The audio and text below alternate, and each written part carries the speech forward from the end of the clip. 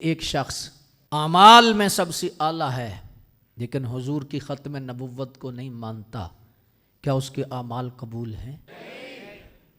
بس ختم نبوت کا ہی منکر ہے، حضور کے آخری نبی ہونے کا منکر ہے، حضور کو سب سے اعلیٰ بھی مانتا ہے، حضور کو سب سے افضل بھی مانتا ہے، لیکن آخری نبی نہیں مانتا، تو کیا نماز قبول ہے؟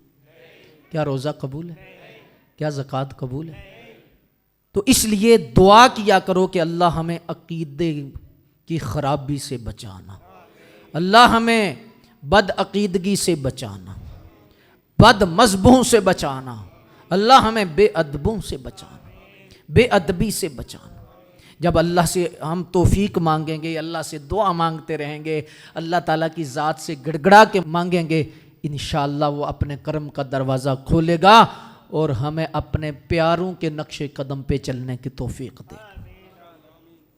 وہ ہمیں رستہ ضرور دے گا جو ہم نماز میں مانگتے ہیں، صراط الذین انعمت علیہم غیر المغضوب علیہم ولا الضالین۔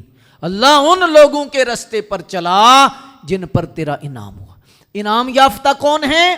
اولئک الذین انعم اللہ علیہم من النبیین والصدیقین والشہداء والصالحین۔ یہ چار گروہ ہیں انعام یافتہ، مہر یافتہ، جن پہ رب نے انعام فرما دیا۔ ان میں نبیین پہلا طبقہ، پھر صدیقین ہیں، پھر شہداء ہیں، پھر صالحین ہیں۔ یہ انعام یافتہ ہیں۔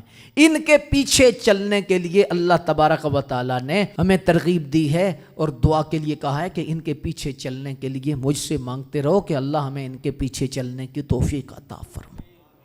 اب نبیین، صدیقین، شہداء، صالحین کا جو رستہ ہے اسے ہی صراط مستقیم کہتے۔ اگر کوئی سادہ لفظوں میں پوچھے کہ صراط مستقیم کیا ہے، 1400 سال سے آج تک تو میں اپنی زبان سے نہیں، میں حضور حکیم الامت مفتی احمد یار صاحب کی زبان سے جو انہوں نے تمام ائمہ اور صحابہ اور بڑے بزرگوں کے اقوال کی روشنی میں ایک جملہ دیا، وہ یہ دیا کہ کوئی پوچھے کہ صراط مستقیم کیا ہے تو فرمایا 1400 سال سے لے کر آج تک اور آج سے لے کر قیامت تک صراط مستقیم کی جو صحیح تشریح ہے وہ عقیدہ اہل سنت و جماعت، یعنی اہل اسلام یہ سب سے بڑی پہچان ہے۔